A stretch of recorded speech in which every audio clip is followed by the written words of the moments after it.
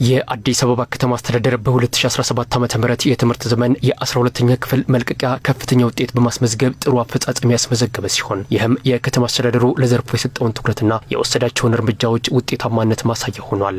ከተማ አስተዳደሩ በ2017 የትምህርት ዘመን የ12ኛ ክፍል መልቀቂያ ፈተና ከፍተኛ ውጤት ላመጡ ተማሪዎች እውቅና ሰጥቷል።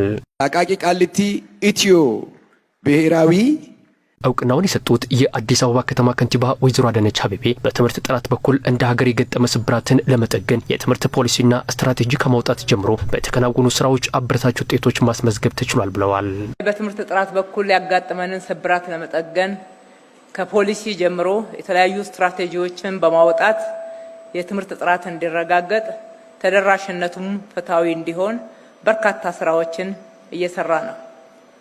እንደ ከተማ አስተዳደርም ከዚህ ፖሊሲና ስትራቴጂ በሚቀዳ የራሳችንን የከተማ አስተዳደሩን ልዩ ትኩረት በማድረግ ለትምህርት በሰጠነው ትልቅ ርብርብና ልዩ ትኩረት ውጤት እያየን ነው።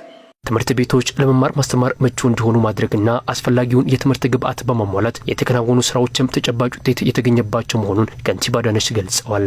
ትምህርት ቤቶች ለመማር ማስተማር ምቹ ሳቢ እንዲሆኑ ማድረግ፣ በሌላ በኩል ደግሞ ትምህርት ግብዓት ያስፈልገዋልና ተማሪዎችም መምህራኖችም አጠቃላይ መማር ማስተማሩ የሚያስፈልገው ግብዓት ቅድሚያ ተሰጥቶት እንዲሟላ በማድረግ የትምህርት ቁሳቁስን በማሟላት የተማሪዎች ስነ ምግባር፣ የተማሪዎች ባህሪ እንዲሁም የመምህራን ብቃት በየጊዜው እየጨመረ እንዲሄድ ለማድረግ የሚያስችሉ በርካታ ስራዎችን ትኩረት ሰጥተን እየሰራን ነው።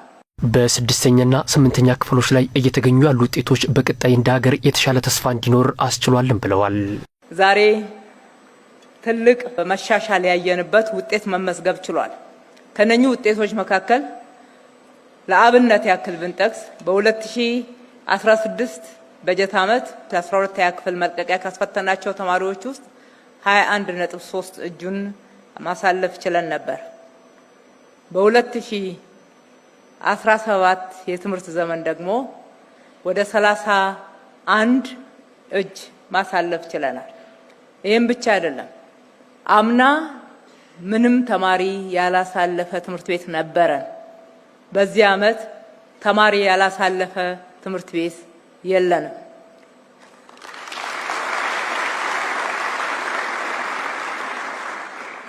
በሀገራችን 100% ካሳለፉ ወደ 50 ከሚሆኑ ትምህርት ቤቶች ውስጥ 17ቱ የአዲስ አበባ ትምህርት ቤቶች ናቸው።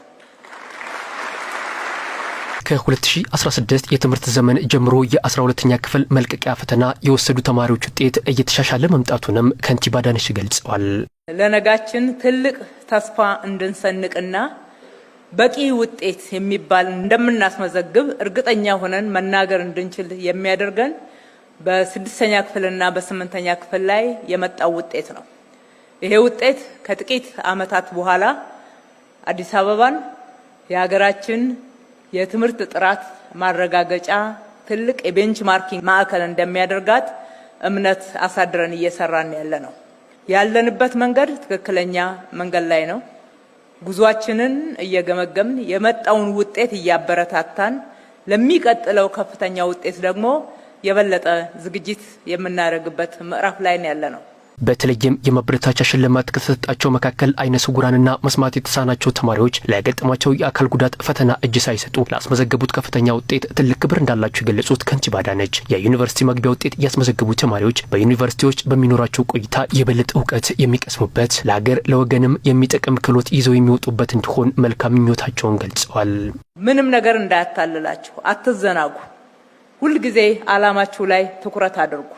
እንደዛ ካደረጋችሁ በየትኛውም ውጣ ውረድ ውስጥ ብታልፉ ከፍተኛ ውጤት የእናንተ ነው። በመጨረሻም ትኮሩበታላችሁ። ወላጆች፣ መምህራን፣ ትምህርት ቤቶች፣ የትምህርት አመራሮች፣ የትምህርት ባለሙያዎች፣ አጠቃላይ የትምህርት ቤተሰብ እስካሁን ያገኘነው ውጤት በጣም የሚያበረታታ ነው እና የእናንተ ጥረት ውጤት ነው። በዚህ አጋጣሚ ከፍ ያለ ምስጋና ላቀርብላችሁ እወዳለሁ። በተገኘ ውጤት ከመኩራራት ይልቅ ለተሻለ ነገር መትጋት እንደሚገባም ከንቲባ አዳነች አጽንኦት ሰጥተዋል።